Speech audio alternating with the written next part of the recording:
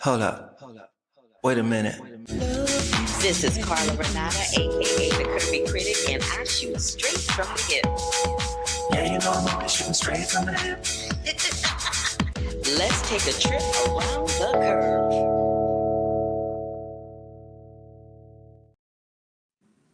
Hi everybody, how you doing? This is your girl Carla Renata, aka the Curvy Film Critic, and I am back for another episode of the Curvy Film Critic with Carla Renata. Thank you so much for joining me and tuning in. If this is your first time tuning in, welcome. Thanks for coming through. Um, ooh, I'm trying to move a little closer to you. Maybe I'll move the computer. There we go.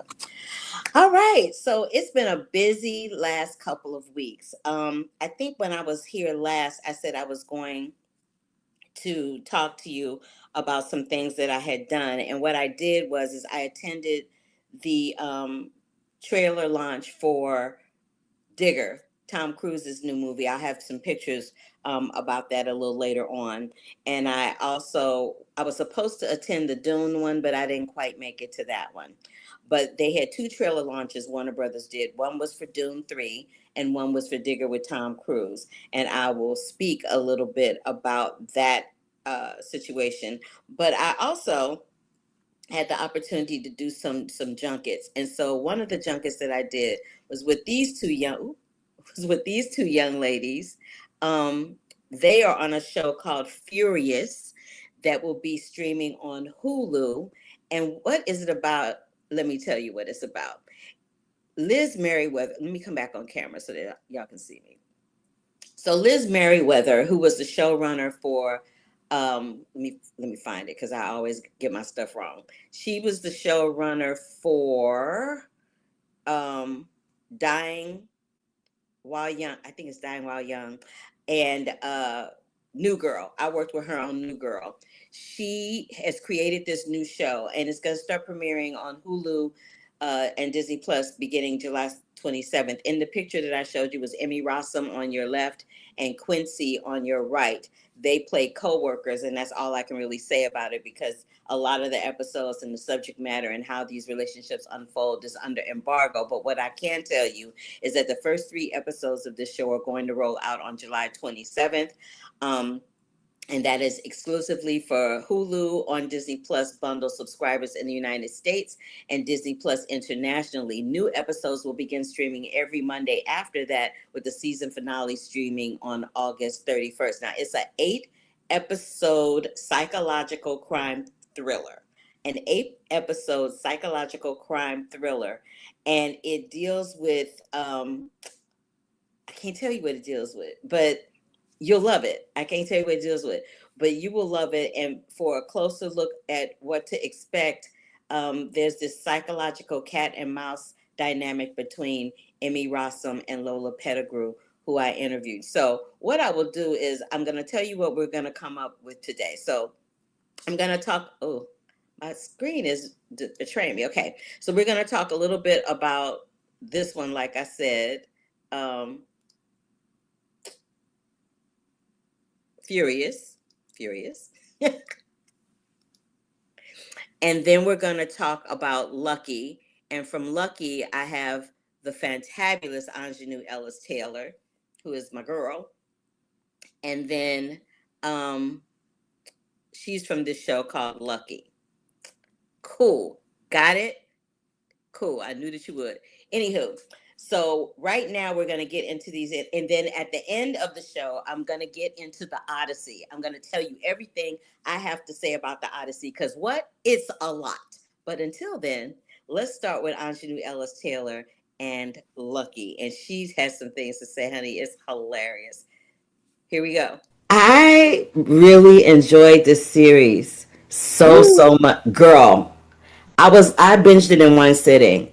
I was getting my entire life. And this is why I remember I heard you do a interview a little while ago. I think it might have been with Jamel, where you expressed your frustration at seeing projects where women exist, but they don't fully exist in a fully formed situation. And I feel like with Lucky, a project that's written based on a book written by a woman. It's produced by a woman. The series is created by women. It's starring three fabulous women. I feel like between your character and the other three ladies, that you guys are doing an exemplary job of showing women fully formed. And I'm curious to know if that's one of the reasons why you signed on to this project, to give audiences a viewpoint of what it looks like to have women of all different ages, body types, and complications.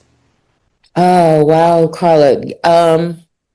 Can you write that down and is the PR people listening? Because they need to put that out. Shoot, I'm serious.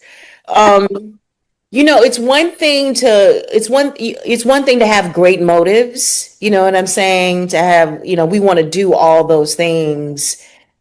People look to do those things sometimes. We want to have women producers, we want to have women actors, we want to have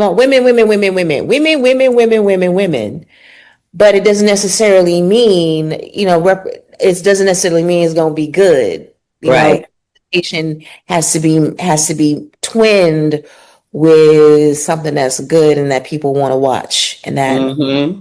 engaged by and moved by and want to binge. So hearing your response is good, you know, and so satisfying. And my hope and my prayer is that folks will see this as as an example of what's possible.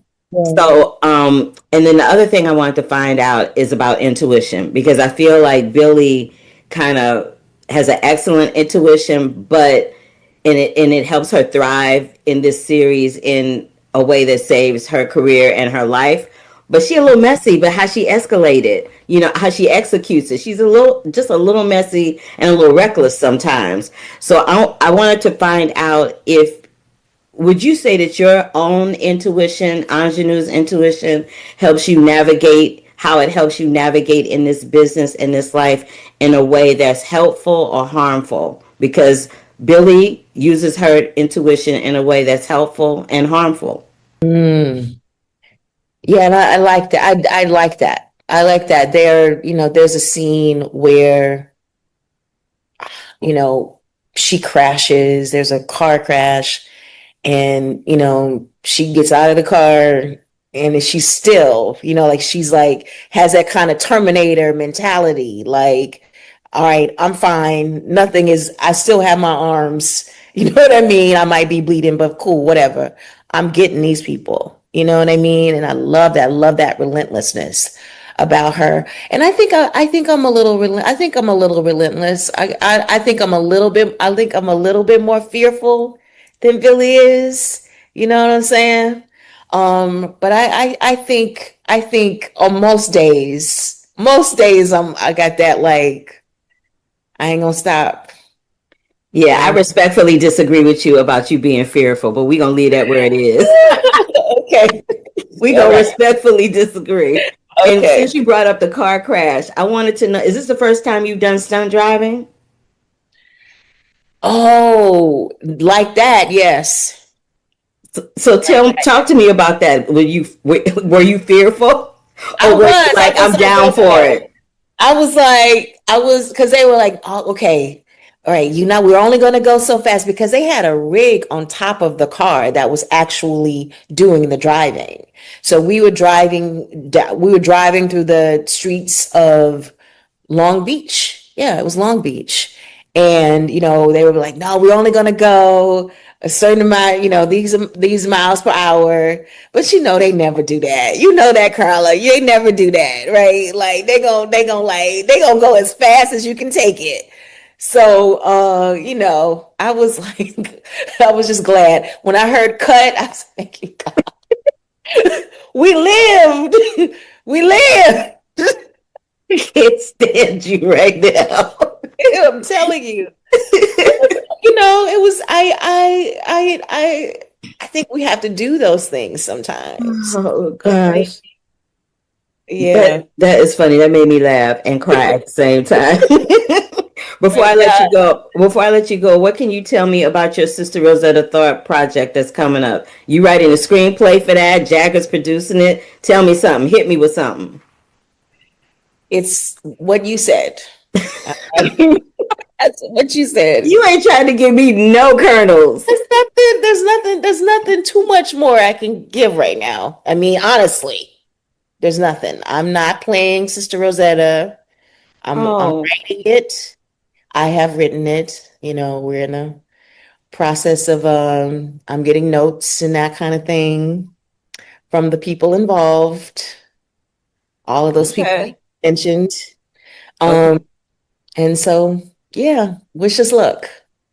Oh, you know, I always got my fingers crossed for you, and you know, I always support you. I try to support you in everything you do. We go way back, and you know, what would we be if we didn't have a sisterhood in this business? It's important to have that regardless of what lane we're navigating in. So I'll always support you in everything you do. I don't care what it is.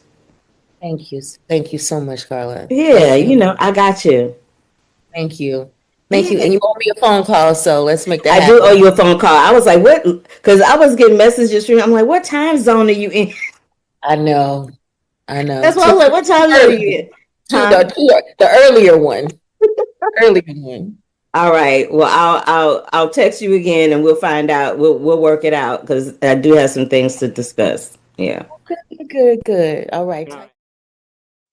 I love Aunjanue. She is not only is she a really this light is giving me a situation. Not only is she an immensely gifted artist, but she is an immensely gifted human being. And so again, you guys, the show is called Lucky. It is now streaming on Apple TV Plus. If you're into that, you'll also love to check out Ride or Die on Prime Video with Octavia Spencer is doing really well as well. All right, so we talked to Aunjanue, and now we're going to get into a little Furious situation.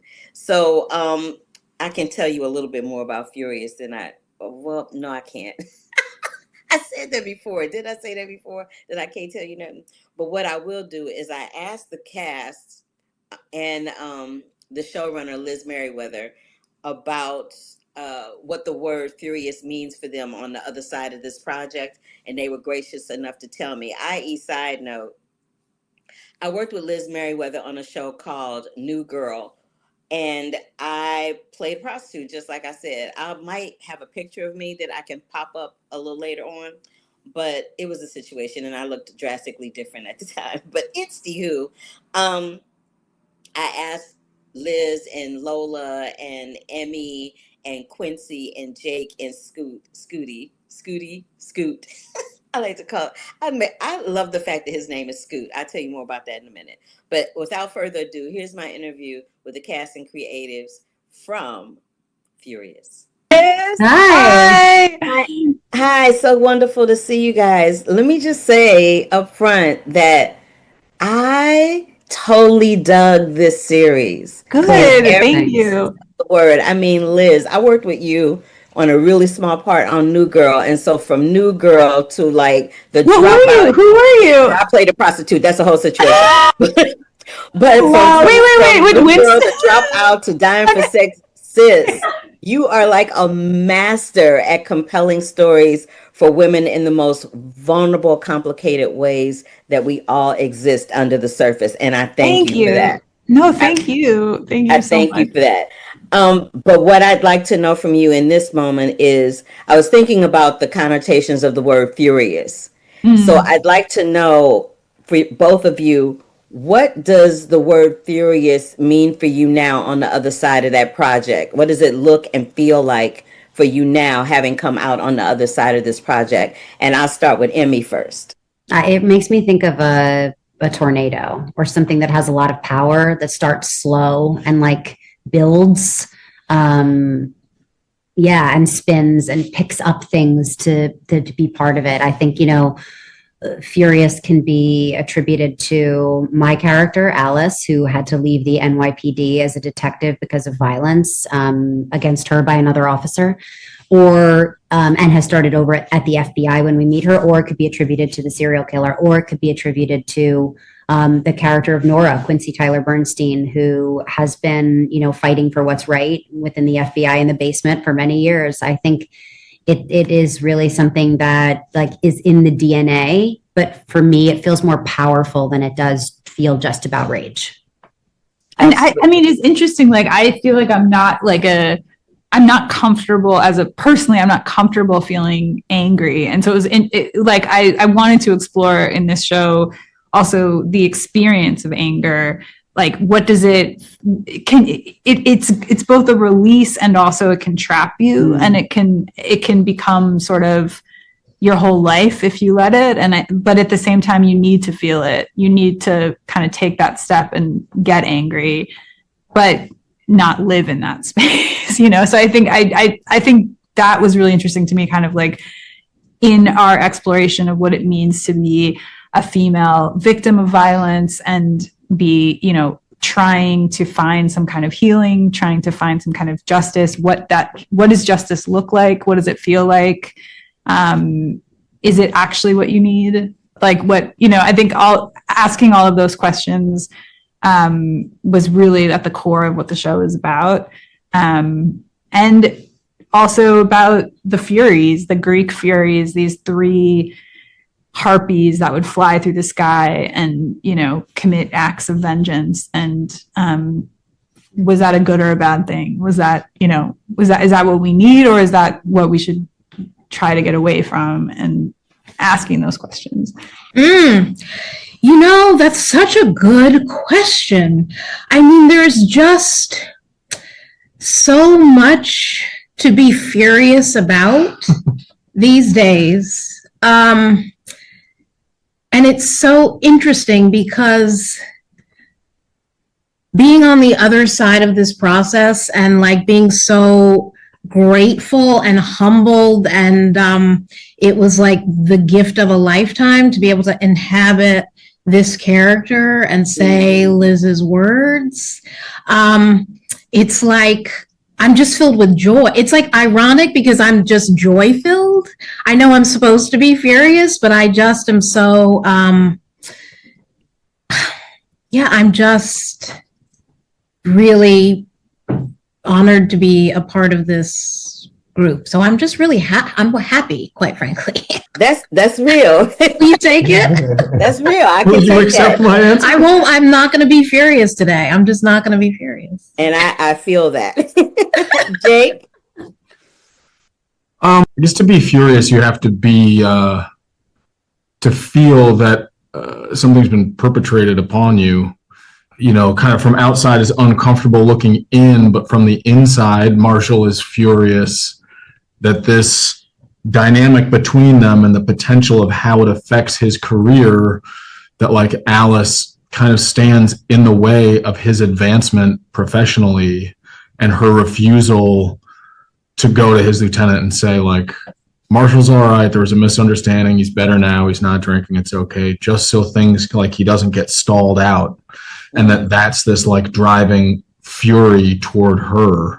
And so there's this sort of under boiling fury that's sort of underneath all of these characters that I think Liz has sort of dropped into each of us to watch how that mess comes together and how it figures itself out, but in a really messy way. I think anger is a complicated emotion. I think it can trap people, but I also think it's a great mover and changer. And I hope that that's what this series is for people. I think it's a conversation starter and then hopefully a mover and a changer. First of all, you are an amazingly gifted artist, and it was my pleasure to watch you at what I think is the top of your game thus far. So thank you for that. Thank you so much. That means a lot. Oh my God. You were everything.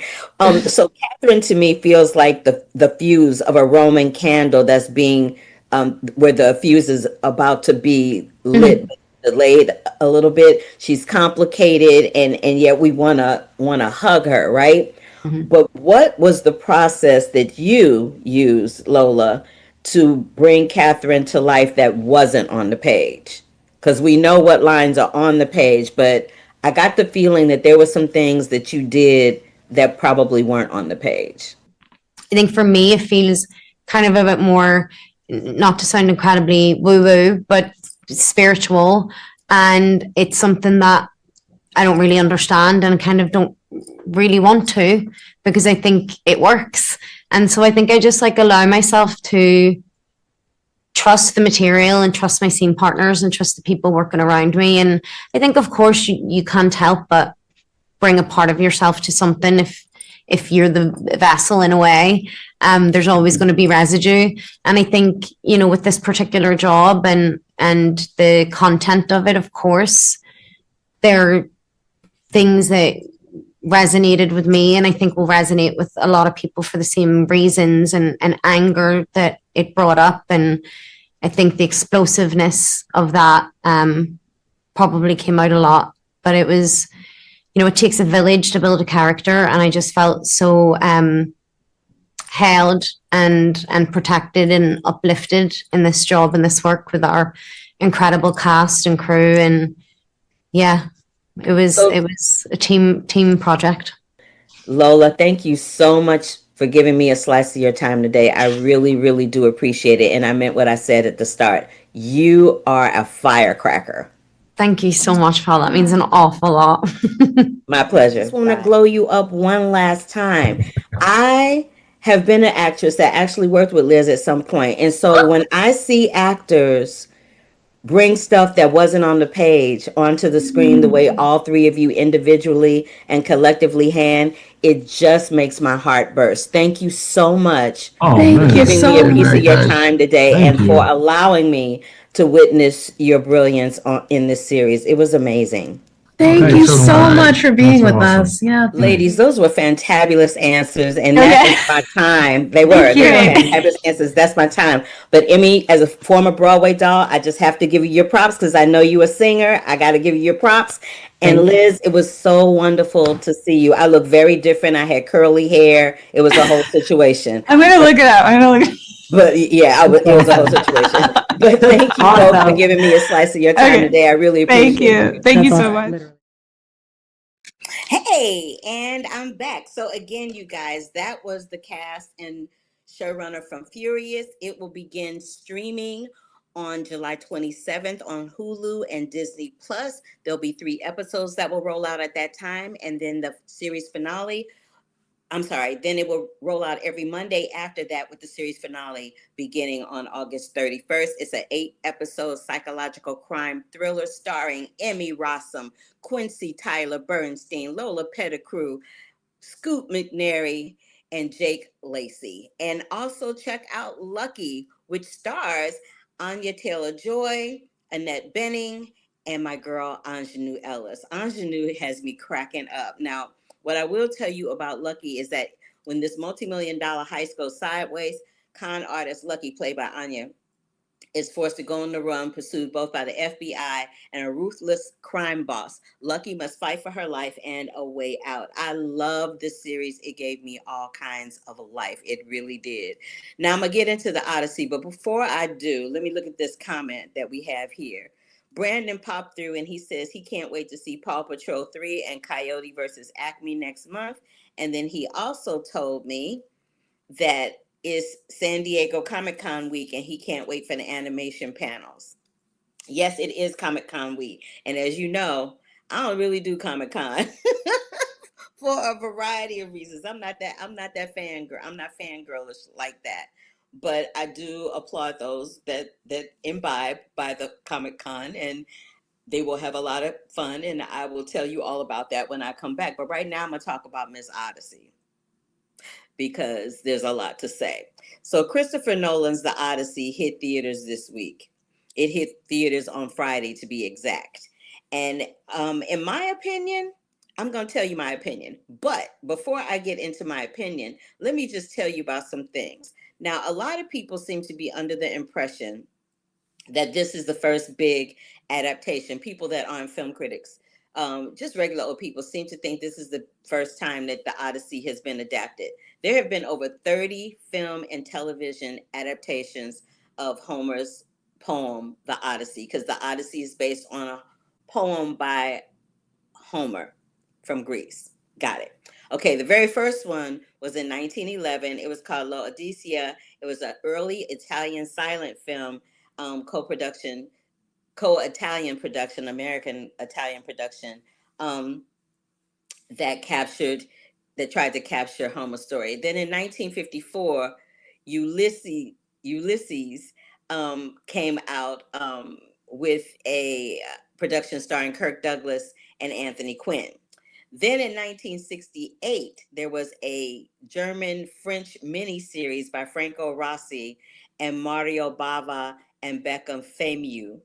That was in 1968. Then in 1997, a two-part NBC TV series directed, well, no, I won't say his name because I'm going to butcher his name, but Armand Desante and Jim Henson Creature Shop produced that one.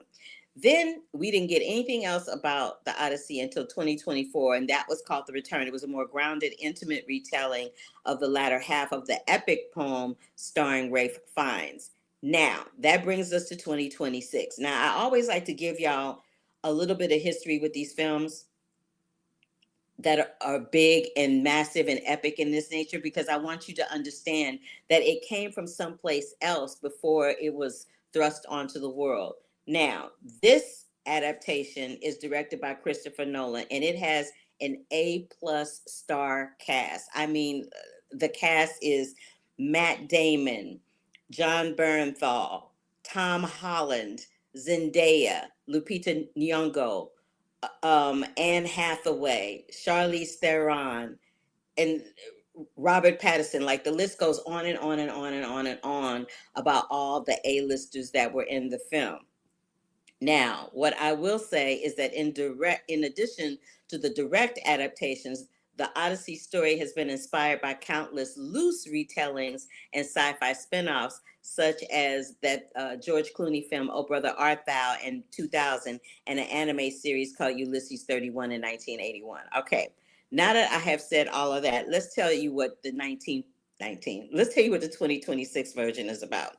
So this version of the Odyssey is a mythic epic that follows the king Odysseus, played by Matt Damon, on his decade-long journey home to Ithaca after the Trojan War. That is the gist of this film. It is deeply psychological. It's dealing with war trauma. It's dealing with survivor's guilt. It's dealing with the possibility of not returning home. All of this from Odysseus' point of view. In addition to that, Odysseus comes home to find out that his legacy is attempting to be overthrown and taken over by other people instead of it being passed down to the son. Now, the son is being played by Tom Holland.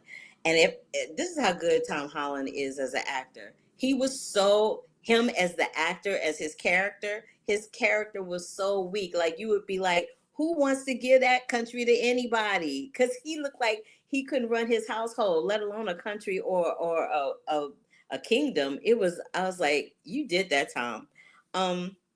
What I also liked about it is that the cinematography, it was shot on IMAX. So there's this big thing right now where films of this nature are being shot on IMAX. Digger was shot on IMAX, and I'll get into Digger in a moment. But Digger was shot on IMAX, and so was the Odyssey. People are starting to get back to film and not so much the whole digital thing. And IMAX, they had two different showings of the Odyssey. One was just a regular screening in an IMAX theater, and then they did another one that was a 70 millimeter IMAX screening. Not IMAX, a 70 millimeter screening of the film, showing it in all its glory. And I saw it on an IMAX screen, and it was bigger than life. It was all encompassing. But what I will also say is that there's been a lot of discourse online about the casting of Lupita Nyong'o as Helen of Troy. I don't know why people are having a nervous breakdown. She in the film like that. She's barely in the movie, and not for nothing, but this whole Odyssey situation is based on a poem. These aren't real people. This isn't a real situation. This is a poem that Homer wrote where he created people in Greek mythology. So it's not real. So calm down. It's not that serious. That's the first thing. The women in the film, Lupita, Zendaya, and Charlize Theron, they are treated like footnotes. They are barely in the film. And what they're doing in the film is little to nothing. And I love all three of those women for a variety of different reasons. But I'm like, you got all this A-list power and you're not giving them anything to do or anything to say. And I get that this is Odysseus' story. I get that this is his journey. I get all of that.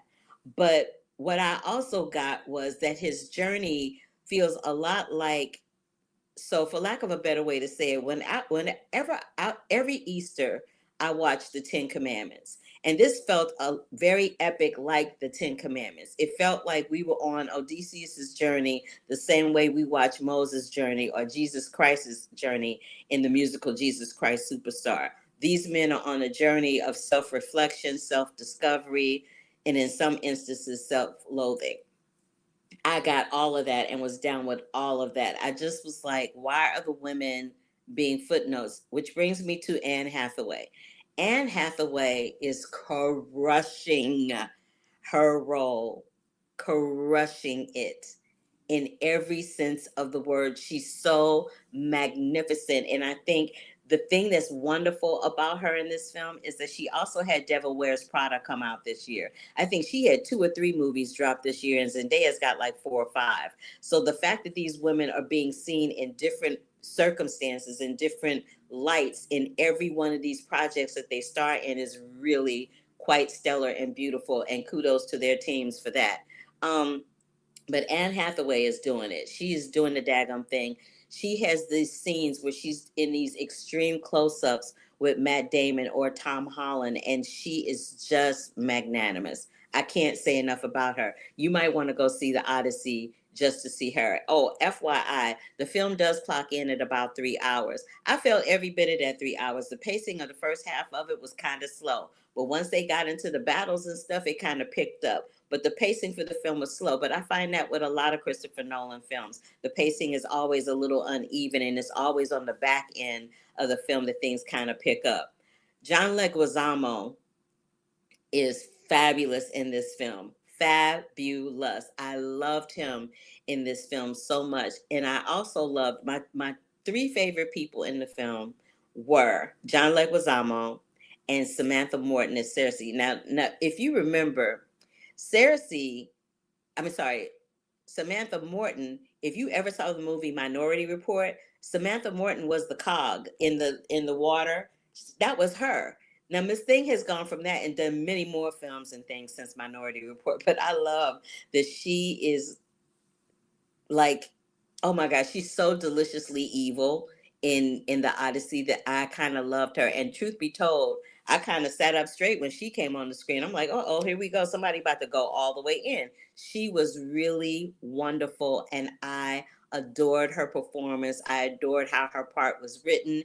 I was really thankful that Christopher Nolan gave her the opportunity in the room and the breadth and the depth to stretch as that character. She did an excellent job. I really liked it. So this is what I liked.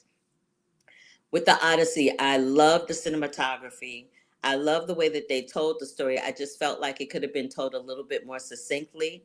I loved Anne Hathaway, Samantha Morton, and John Leguizamo. Those were my favorites. And I'm discovering, as I discuss this with a lot of different people, everybody has their 3 favorites that they love, but those are my 3 favorites. It's in theaters right now. You can go see it. It's 3 hours long. Some people said that they didn't feel the 3 hours. I was one of the ones that did feel the 3 hours, and maybe because I saw it at 10 o'clock in the morning is why I felt the 3 hours, because I had to get up so early to go and watch it. I don't know. Maybe that has something to do with it. But that's what I would say about the Odyssey and how I feel about it. And do I think it's going to be an awards contender? Absolutely. For all the technical aspects alone, it will be an awards contender. Christopher Nolan will get a Best Director nomination. He'll probably get a Best Screenplay. It's going to get all the nominations when the awards start coming around, which is right around the corner. It will get all of the award nominations, every last single one of them it will get. And so we might as well just get ready to get on the Odyssey ride and get ready. So again, it is in theaters right now. It's called The Odyssey. Christopher Nolan's The Odyssey. It is playing in theaters nationwide right now. You want to check out my girl Anne Hathaway because she is freaking crushing it on every visceral level. Now, when I told y'all I was on New Girl, this is what I looked like when I was on New Girl. That's a really fuzzy picture. But when I told Liz I had curly hair and it was a situation, I had curly hair and it was a situation. That is my hair. It is just a hot buttered mess. And I had attempted to dye it. Child, what was I thinking? I don't even know. But I played a lady of the evening for Jake Johnson. Jake Johnson's father was trying to they do a flashback to Jake Johnson's father hiring 2 ladies of the evening to help him get through his first time. And I was one of those ladies of the evening. And I had my first on-screen kiss with Jake Johnson, which is really funny because fast forward, when I did a interview with him for Spider-Man, he kept looking at me and I was like, I'm going to have to say this because he's looking at me like, we did something, but we didn't. And I said, yeah, I was on New Girl with you and I had my first on-screen kiss with you. And he hollered because he was like, I was looking at you like, did I sleep with her? And I just don't remember. I was like, no, boo, it was not that kind of party. No, because I'm very memorable. Having said that, I'll just show you the picture one more time because it's hilarious. Boom. There I was when I was on New Girl. So we'll talk about that. I think I talked about Moana. I'm pretty sure I talked about Moana. If I didn't, I will talk about it right now, just to make sure that I talked about Moana. I saw Moana, and what I will say about it is that I really love the fact that they paid homage to the Polynesian Hawaiian culture. I felt some kind of way about that because I grew up for a little while in Hawaii when my father was stationed there. So I became very familiar with the culture, with Don Ho, with the hula. I was speaking Pidgin, which is the language among the natives there on the Hawaiian Islands. Everything about that I absolutely loved. Moana stayed true to the animated version. Do we need a live action version this soon? Probably not, but they made one anyway. And what I will also say about that is that I feel like Dwayne Johnson and the young lady who plays Moana, I feel like separately, they don't have enough energy when they're on screen, especially when they're singing their signature songs of Moana and You're Welcome. Like there's no energy. When the two of them are together in a scene, it's like fireworks. So what I will say is that the energy in the film for me was kind of like this. And I love the story. I love the animation version, but I just felt like the live action version left a lot to be desired in comparison to the animated version. Now, it's not going to matter what I say, and usually I don't poo-poo on anything that has content that's children related, but when kids see it, they may love it. As an adult, I was like, it's not happening for me. I wasn't feeling it, and I hate to say that because I love Disney, and as you know, I mean, I was on Shake It Up. I was in The Lion King. I'm a Disney girl, but and for me, it was the energy of the piece. The energy of the piece just felt like this. What I will say is that Rena Owen, who played the grandma, she was fantabulous because she was perfectly cast because she was a grandma and she wasn't trying to be something other than what she was age wise. She just kind of leaned into the grandma thing with her voice and with her look, and she was perfection. She was my favorite, and to me, she stole the movie. So if you haven't seen Moana yet, go see Moana, and then go over and see Christopher Nolan's The Odyssey, and then you want to hop on over to Hulu in the coming week and check out Furious with Emmy Rossum, and then hop on over to Apple TV Plus and check out my girl Aunjanue Ellis-Taylor in Lucky. So let me just show you this real quick too. So I said I went to the trailer launch of Digger. This is a photo that we all took with Tom Cruise that day. So if you look in your bottom right, you'll see me down there in a brown and white dress, and that's Tom Cruise obviously in the middle, and we are on the Warner Brothers lot in that big giant shovel. The movie won't be coming for a while. It won't be coming until this fall, but they launched the trailer. They're trying to get people excited about seeing the film. What I will tell you from watching the trailer is that I think this is probably Tom Cruise's best role, dramatic wise, that he's done in a while. He's doing some things, and I really enjoyed what I saw. This is us together. It's a very, I don't know why they sent me this picture that's so blurry, but I'm glad that they sent me the picture. I got sent that picture, and that's a picture that I took with Tom that day. Alejandro Iñárritu, he did a video intro before everybody in the theater was able to watch the trailer, and he was like, let's go, let's fucking go. So there's that. But what I will tell you about Tom Cruise is that he watched that trailer. We watched that trailer, I think, I don't know, maybe 3 times. They showed different sections of it. I had seen the trailer or a portion of the trailer at CinemaCon. So I had seen some of it, but not the full trailer. So it was nice to see the actual full trailer at this event. It was also nice to meet Tom Cruise because I'd never met him. I'd never been in a room with him, and I'd always wanted to. But what I'll tell you about him is that he took a picture with every single person that was there. He spoke to every single person that was there. He took that group photo that I showed you of all of us. He was very kind and very gracious, and he does not take for granted that we are journalists and or fans of his work and how important that is to the outcome of his projects when they hit the big screen. He even took he went to I heard that he went to an AMC theater this week to see the Odyssey. Like, he bought a ticket, went into an AMC, watched the Odyssey on a big IMAX screen, and paid for every AMC employee in that theater to watch the film with him. That's classy. And that's how I'm going to end the show today. I'm going to end it classy. If this is your first time joining me, give me a big thumbs up to let me know you were here. Click the bell for notifications if you were watching via YouTube. If you're watching this via LinkedIn, Facebook, or any other place that I post this, thank you so much for taking the time to listen to what I have to say about film. It's not lost on me at all that you support me and that you tune in. I really do appreciate it. I'm not sure if I'm going to be here next week because I've been doing these things bi-weekly, but I probably won't be back until, I might come back next week. I'm not sure. I'll let you guys know. I'll post it and let you know. But thank you so much. And with that, love, peace, and hair grease, and deuces until the next time. Bye.